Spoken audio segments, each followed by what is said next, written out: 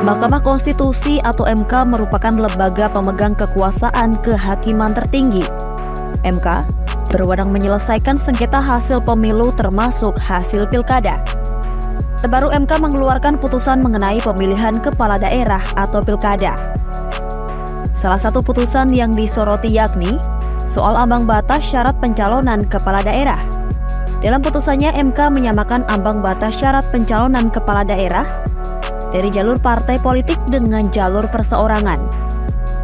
Selain itu, putusan terbaru juga memuat bahwa parpol yang tidak memiliki kursi di DPRD juga bisa mengusung kandidat.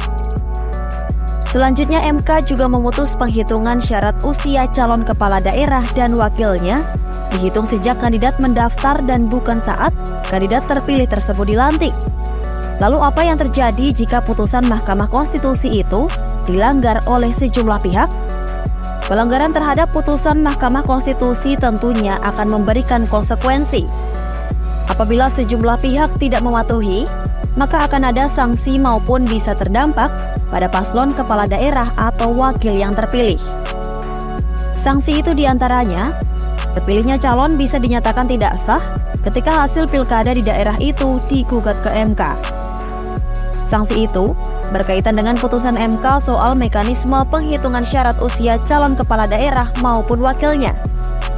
Terkait hal itu, Koordinator Nasional Jaringan Pendidikan Pemilih untuk Rakyat Randy NS Unggul turut mengingatkan agar seluruh pihak mematuhi putusan MK.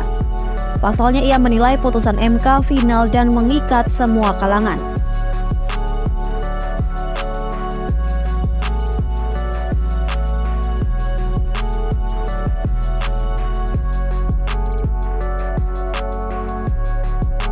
Peringatan serupa juga dikeluarkan oleh Direktur Pusat Studi Hukum Konstitusi Fakultas Hukum Universitas Islam Indonesia, Dian Kuspratiwi. Dian peringatkan DPR dan pemerintah untuk tidak bermanuver merevisi UU Pilkada yang menyimpang dari putusan MK.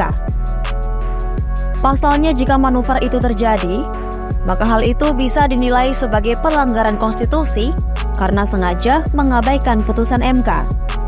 Selain itu, jika pencalonan kepala dan wakil daerah tidak dilakukan sesuai dengan yang diamanatkan MK, maka pencalonan bisa didiskualifikasi atau dibatalkan.